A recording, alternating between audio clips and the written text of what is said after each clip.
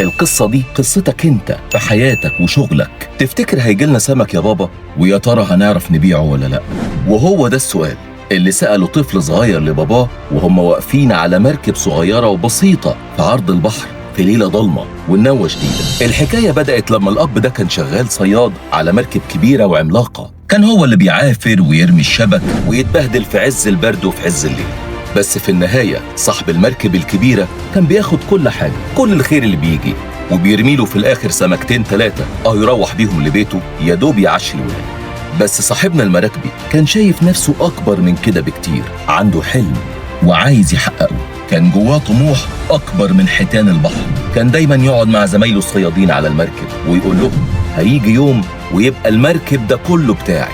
كانوا يقعدوا يتريقوا عليه ويضحكوا عليه ويقولوا له يا جدع كل عيش، بلاش لا يسمعك ويمشيك.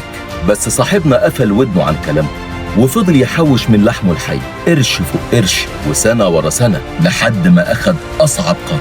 ساب المركب الكبيرة بالأمان المزيف اللي فيها واشترى مركب صغيرة على قده ونزل بيها البحر هو وابنه. وفي أول يوم في أول ليلة صيد وهم واقفين وسط المية والجو ضلمة ومفيش مركب حواليهم، الابن بص لباباه بقلق وسأله نفس السؤال: تفتكر يا بابا هيجيلنا سمك؟ ولو جالنا هنعرف نبيعه وهنعرف نعيش ولا لا؟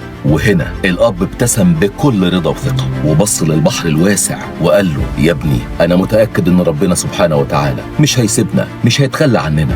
على العبد التفكير وعلى الرب التدبير. وافتكر دايما كلام النبي محمد صلى الله عليه وسلم لما قال: لو أنكم تتوكلون على الله حق توكله لرزقكم كما يرزق الطير تغدو خماصا وتروح بطاقة. صدق رسول الله. وفعلا الراجل رمى شبكته باليقين بالله وربنا فتحها عليه فتح كبير، والمركب الصغيرة كبرت وبقت مراكب، والرزق بقى أضعاف مضاعفة. طول ما انت قافل ودانك عن المحبطين اللي عايزينك تعيش جنب الحيط تاخد اللي يجيلك وخلاص هتوصل. وطول ما انت خايف تسيب المركب الكبيرة اللي بتحجم إمكانياتك عمرك ما هتبقى صاحب قرار. عافر واشحن نفسك بنفسك وخليك فاكر دايما ارمي انت بس الشبك وربك هيبعت السمك. يا ترى انتوا مين فيهم؟